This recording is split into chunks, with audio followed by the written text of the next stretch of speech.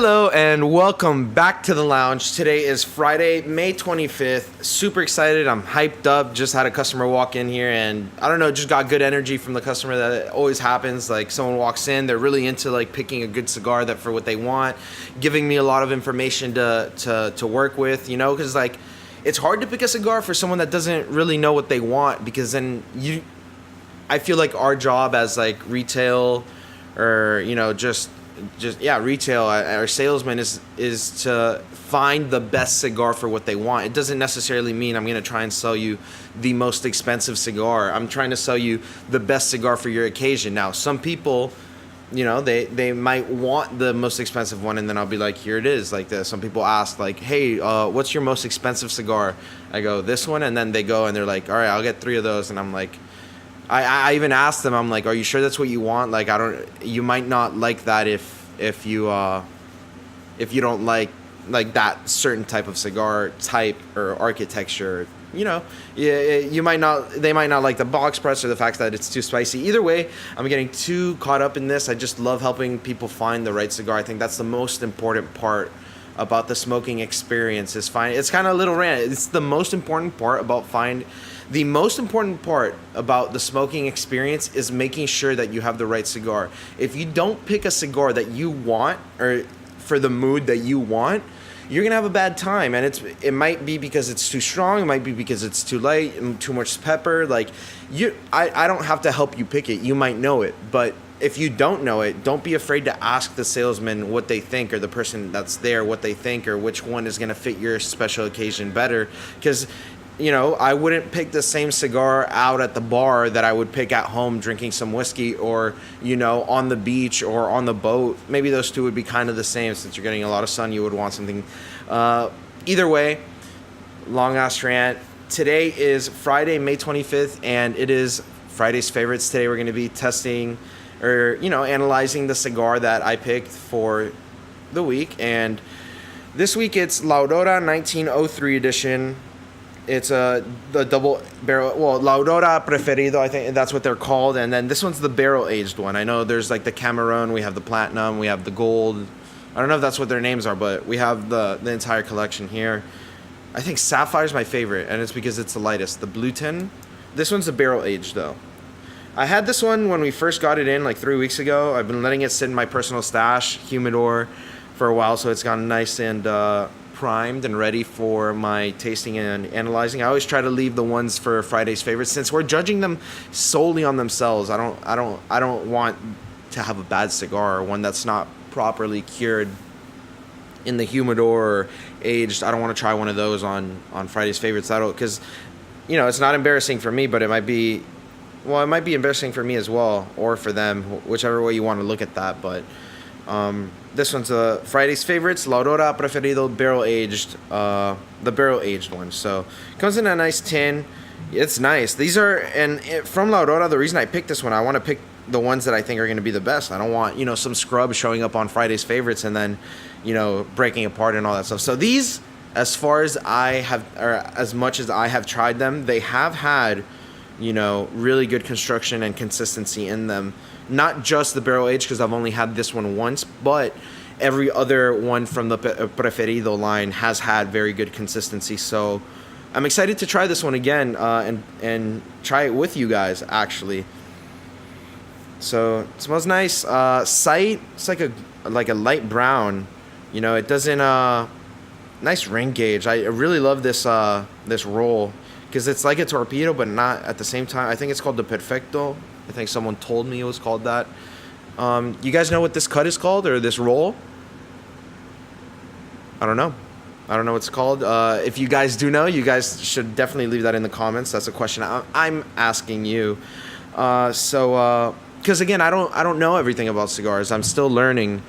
And what better way to learn than to go on a journey where I try cigars with all these different things. Like, I just learned from Young Aficionado, who confirmed it in the comments. I don't know if it was the last video or the one before that, where I asked whether or not torching the cigar at the beginning was actually in our benefit, and he replied, and he was like, yeah, it is, because the reason that it's beneficial is because it binds the wrapper to the filler. I think that's what I'm pretty sure. I'm 99% positive that's what he said. But yeah, it binds. So I guess it like makes a stronger connection, so it'll burn more evenly and it won't canoe and, you know, get an air hole right down the middle, which has only happened to me once. Interestingly enough, only happened to me once, and I think it was because it was the beta version of a cigar that I got handed as a sample. But either way, let's go ahead and light this baby up. Well, no, it's sight. So light brown, barrel aged. I guess the top half for me is a lot lighter, like in color, than the bottom half. And bottom, I mean the tip that you light that is not cut yet. It is. I was about to light it. I haven't even cut the cigar. I'm getting way too ahead of myself. But high energy, man. We're high energy over here at the lounge. Sorry for you podcast listeners. That was probably a little loud. Should I turn down the gain? Nah, you guys are good. You'll deal with it. You'll deal with it. I'm sorry. So the bottom half from top down, as you're looking at the screen, I'm holding the part that you light down. So the label is upright. The bottom part of that one is a little bit darker than the top half, at least for me. I don't know if on the camera you could really see that, but it's the bottom is darker than the top half, and then it's like a light brown color. It looks very caramelly, like a caramel outside, like a caramel candy or something like that, but a little bit lighter. The bottom half looks a little bit more chocolatey, like chocolate brown, but the top half definitely resembles like a light crystallized, like very small amount of crystallized sugar, like not like a caramel, but like a, you know, like just like a very thin layer of caramel, I would say. It looks good, looks tasty. I'm gonna go ahead and take a break right now because I really have to drink some water and plug my computer in, so you won't even notice I'm gone. All right, so I had a little drink of water. I'm gonna go ahead and try the cigar now. Well, smell, that's the second part. Let's not get ahead of ourselves. So, sight, very pretty, you know, handsome. I would say the cigar is handsome. So let's go ahead and smell it.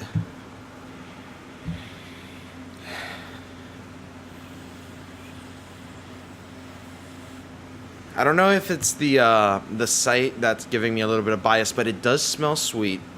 It does smell sweet.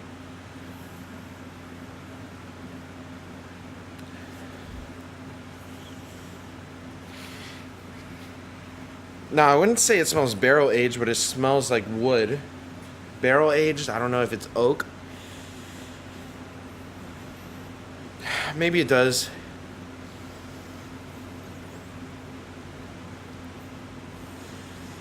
It smells sweeter than it's... Oh, so maybe like pine cone. It smells a little bit like pine. Not pine cone. Like syrup, maple syrup.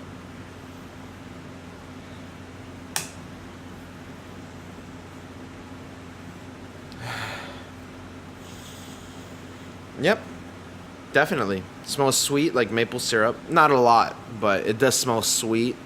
With slight hint of wood. I don't know if it's from the maple tree. Definitely not.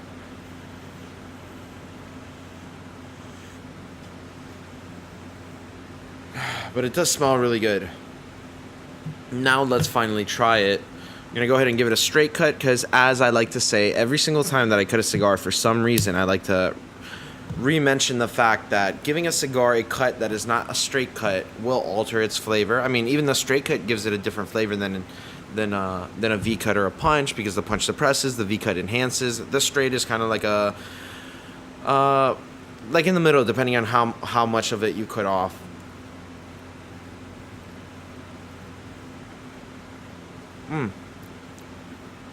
I didn't even light it, so, but you get some whiff of the air out. That initial air does taste sweet. So, sight, like a nice caramel color. Smells sweet, like maybe maple syrup and some leaves. When you actually puff on it without lighting it, it does even give off some sweet taste to it as well. Torching it, it does. So they said torch from the outside in, which is what I've been doing, and I think it does help. Which, I mean, they confirmed it. It does absolutely help. But doing it like this specifically, from what I understood, they said does help even more. So We'll find out now. Which I don't. This isn't one of those cigars that we're just gonna have bad construction or a bad light, but we'll see if I notice anything extraordinary about torching it outside in, which I feel like it will. It's just that this cigar has such good construction anyway. It's not gonna really. I wouldn't have noticed the difference in however I lit it.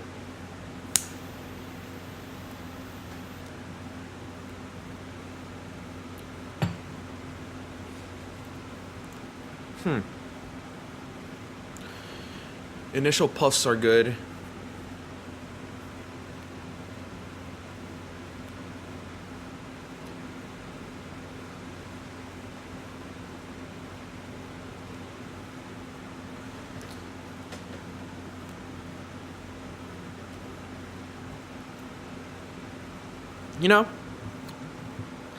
Can't really judge it. It's too early yet. It's not really nice and hot, getting all the flavors out. So, what did I do last week? I went on Twitter and I just played some Twitter videos. Is that what I did? You want to do the same thing? I don't know if you guys like that. If you guys don't like me going on Twitter and just seeing what's up in the Twitter sphere, leave a comment saying you don't like that. So that's what I'm doing right now. Okay, well, Kanye is always the first one to pop up. I don't know why I've been getting all these privacy emails. Facebook was just to the whole Facebook's. What is this? So many things happening on Twitter. Getting a little sidetracked. Why do I feel the need to compulsively go on the internet and try and connect with the outside world? I think that's a problem most people have. We're too addicted to technology. It's the sad reality of where we are in life. Imagine 10 years from now. I mean, my nephew was born with an iPad in his hands, and that's not saying anything to him specifically, but his whole generation is like that. For a majority of his generation is like that. And is that really a bad thing, though? Is it a bad thing? No, I'll say what I mean now. It's like, is it really a bad thing for him to be, in a sense, is it a bad thing for him, for that to be his world? Like, what is my world and your world? They're different worlds. Your world, and this is like playing into like cultural. I just realized the argument I'm using is like cultural relativism, specifically right there, which is the fact that just because people are different doesn't necessarily. The fact that people are different means, and I'm not gonna explain it right, but the fact that people are different makes it okay for them to have different practices, just because another country believes something else doesn't mean that it's bad. It means that it's just something different. But what this is used for is what I was using it as was to say that everyone has different worlds and different realms. Like when I was in high school, my world was like football and making videos, and someone else's world was like baseball and like working out, and someone else's is like video games and music. And so like everyone is like involved in these different worlds that they create in the real world. Like people who, like, I was really into, like, I was on ESPN seeing the stats and on YouTube watching the tutorials for how to make the coolest effects and stuff like that, and other people were on how to use GarageBand to make a cool beat, and searching like how to beat this level in Super Mario Bros. It's like the internet isn't like a new version of us. Like my nephew and his generation, this isn't a new generation. It's just a more open generation, because everyone knows exactly where they are in the internet, in a sense of like, if you go on YouTube, your homepage for YouTube is going to be completely different than my homepage for YouTube, because the YouTube algorithm knows that this is what you want to see, because this is who you are and this is what our algorithm best says that you are. And mine is obviously going to be very different than any single person that's on here. Even if we have the same habits and all this and that, our feeds will be, similar in the sense of like types of videos and stuff like that. Maybe on that one, but if it was to that point, it wouldn't be the same exact videos in the same exact order. There's no way. And it changes because this week I have new things on my homepage versus the last 3 weeks. Maybe I've had other videos. Like, it's a whole, people are always changing at the same time. So what this long tangent was about is like is it really that bad for them to be on the internet all the time? Because if you really think about how we've progressed as a society and where we've been going in the past 20, 30 years, like we like an argument people use all the time is that we had Pong, like the two tennis or whatever. It was like two rectangles and a thing going bing, bing, bing, bing, back and forth. Pong. If you don't know what that is, look it up. I'll probably have a picture right there. But when we had that 30 years ago, the graphics were nowhere. The computing power of our machines were nothing. But now you look at what we have, and we have like basically reality, super high definition virtual reality. Like, where do you think we're going, man? Like, in the way I see it, like 20, maybe less than 20 years. I know sometime in the future we're gonna put a mask or some version of something over our eyes, and we're gonna go into a whole new space, and we're gonna be there, and we're gonna be there for hours and hours and hours and hours. We're not gonna leave our house because we won't have to leave our house to go to the hottest place in the literal sense, the universe, because once we connect with these other places like around the universe. Oh man, you guys probably think you guys think I'm crazy. I don't even know what you guys are thinking right now.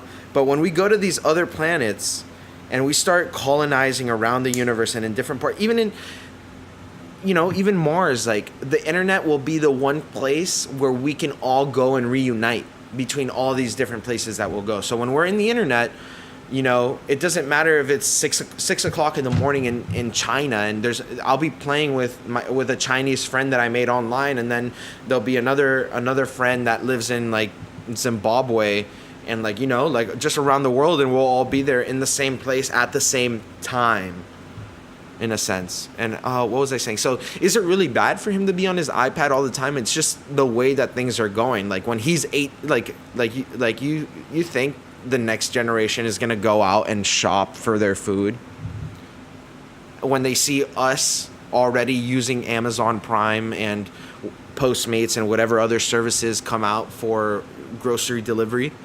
Do you really think that these kids are going to drive? My cousin is like in high school, and like, well, he drives, but maybe driving will stick around. That's a bad one. But do you think these kids will shop like for food or shop in general, with Amazon being like the Walmart of the internet in a sense?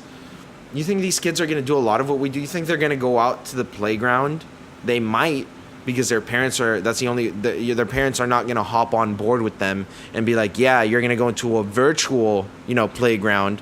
And you think about it, they wouldn't even have to leave their house. They put the mask on, they put the gloves or whatever it is, and they go out into the playground where the parents can watch them and know that they're safe 100% of the time.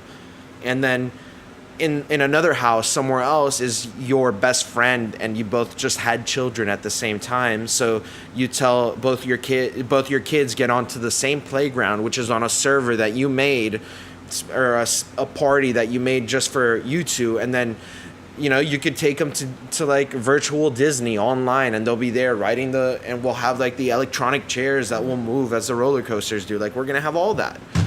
So is it really bad for my nephew to be on there all the time? I don't really think it's a bad thing. I think it's just where things are going, and I'm not here to judge whether it's good or bad. I want to make it clear. For some reason, I chose to go on a rant right now, all because I decided to go on Twitter right now and try and do that whole spiel about like what goes on in the Twitter world. But yeah.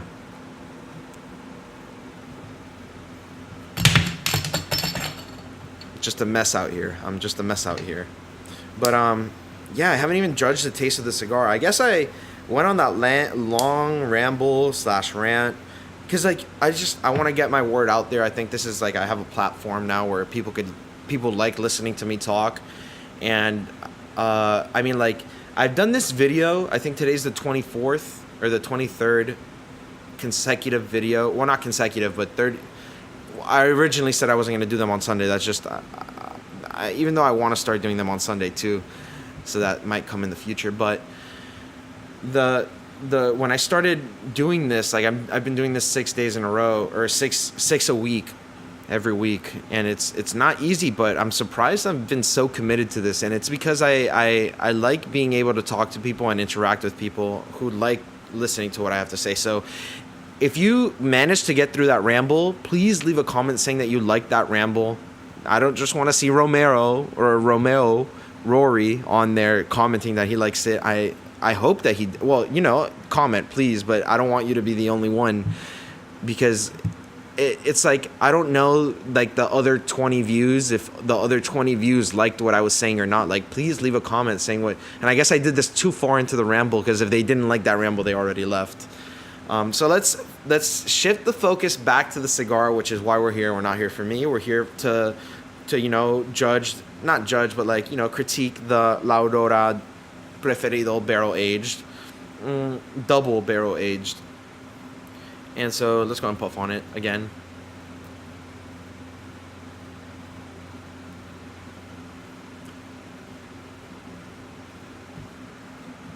So it is sweet. I taste a lot of leaves. Definitely a sweetness to it. And spice as well. Both of those. Like a sweet, spicy, like a zesty sauce. I don't know if that's what it's called, but definitely like a sweet and spicy. Not sour, sweet and spicy.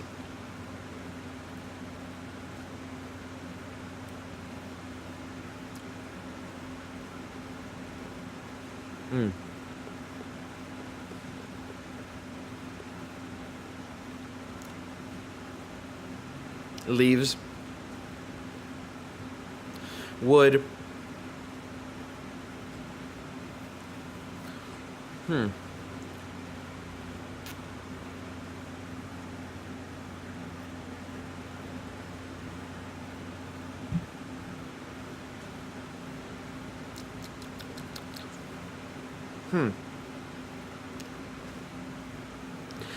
It's a very good cigar.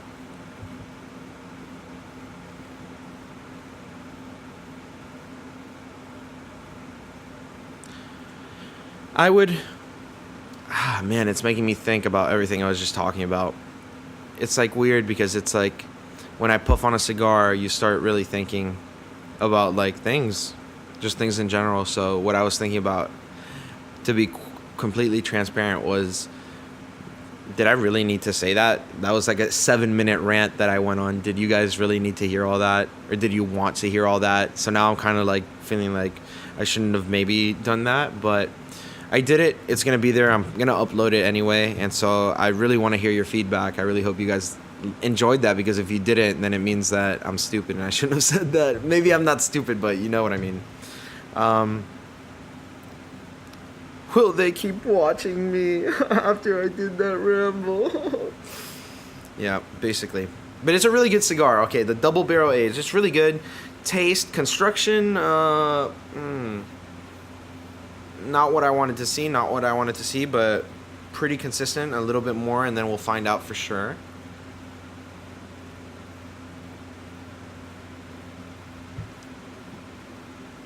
Getting a lot more pepper. Like, you guys know that's not me. That doesn't mean I'm going to give it a bad score. It just means that this is probably not something I would pick up frequently. Picked it up because I do like La Aurora, and I do like the Preferidos, and I liked this one the last time I tried it. But it's not one that I pick up, all the time. Of course, there's beeping going on outside. So many beeps. Jesus. Trucks and trucks.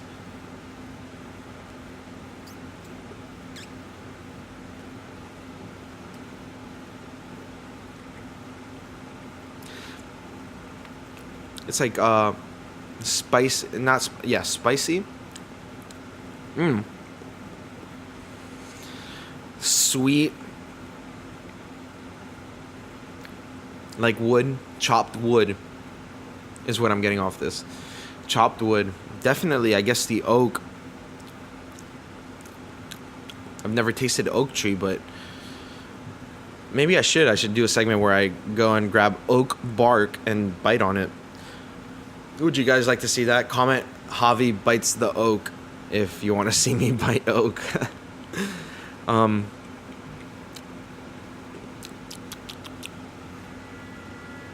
Tastes good. Tastes good. It's not my type of cigar. It's not my thing. But you know, I could see where people. The truck has been beeping for like 5 minutes now.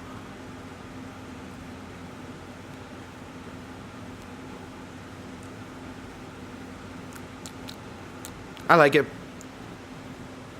I like it. And I think I'm ready to rate it. Consistency in the... Well, you know what? The construction has gotten better. This little leaf is falling off, actually.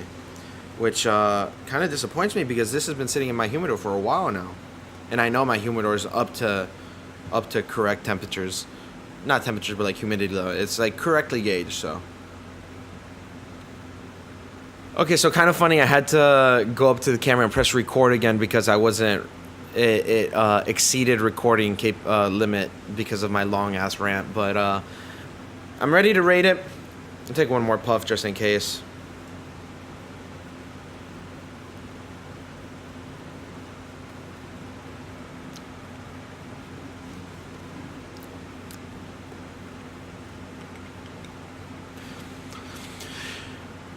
Sight, it's pretty. Smell, very good. Taste, I like it. Construction, this one particularly, which I'm very surprised. Give it like an 8 out of 10. And that's bad. No. Well, final score 8 out of 10 for the construction. I didn't give it an overall one, but construction like an 8 out of 10, maybe like 7.5 out of 10. So overall. Not really. Construction is more, it's like a 7 right now.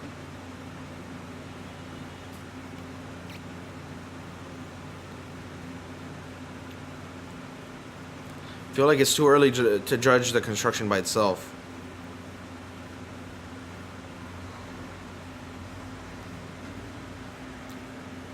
It is. It is. Construction is fixing itself.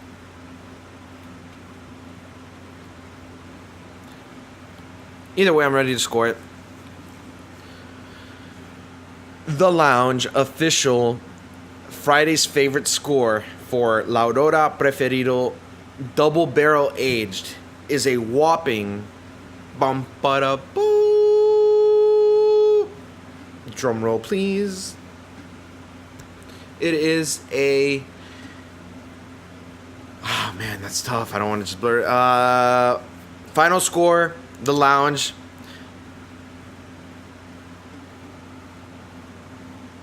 8.2. 8.2. I don't remember the last ones that I gave out. So the high score will be displayed right there. Or actually right here. So the high score is going to be displayed right there. It is a... it's a good cigar. I don't know if I went too low on that one. Because it is a good cigar. Maybe I'm just not feeling it right now. Because it's not what... That's the thing, man. It's all about the situation and circumstance. And I guess these are all the situation of me being in front of a video camera. With a light shining at my face and a microphone recording everything I'm saying. So either way, it is a very good cigar. I don't want that maybe disappointing score for you. Particularly to disenchant you with the cigar. Because it is a good cigar. 8.2, I believe I said 8.2. Good cigar. I would smoke it again. It's not my cigar either, like my type. So I wouldn't say that I would pick this up frequently, but definitely if it's something that I could have and it's the right situation, I would definitely pick the cigar over others. So I think that was a fair score. I think I give a fair score. I think I'm fair. I'm fair with the scoring that I give here on the show. Construction was a little shabby at the beginning. I expected it to fix itself faster, but it didn't. And I'll probably continue smoking it now after I stop the recording and really appreciate it to its full potential. So thank you so much for staying tuned past 2 rants. I had 2 rants this video. I think that's a new record. 2 rants during a single, I think it's been 30 minutes I've been recording. Wow. But thank you for staying tuned till the end of the video. Please leave a comment saying whether or not you liked the rants that I had, or what I had to say, or if I should do more of that, if I shouldn't do that at all. Like, Javi, you don't do that. You stick to your cigar reviews. But thank you so much. Go ahead and subscribe if you haven't already. It would mean a lot to us to see our community grow and our fan base grow. I do enjoy talking to you guys over the comment section. I know you guys want a live stream. I'm trying to figure out how that would best work and see if, because I don't want to just go live on my phone. I want to do like a proper like live setup. It would probably be, I don't want to give any details, but I'm planning it. I want to make sure that we do it the right way too. I don't want this to fall apart on the very first or second one that we do. So thank you so much for staying tuned. Go ahead and subscribe to our channel if you haven't already. If you liked and enjoyed this video, go ahead and like the video. If you're listening to this on the podcast, you know, favorite the station or whatever you do there. And if you want to see what we're up to outside of the show, go ahead and follow us on Instagram. We're very active there. That's where I'd say I spend a lot of time outside of YouTube, is on the Instagram doing that, and communicating with you guys, trying to post good things for you guys. So thank you so much for staying tuned, and I'll catch you guys tomorrow for Social Saturdays number 4.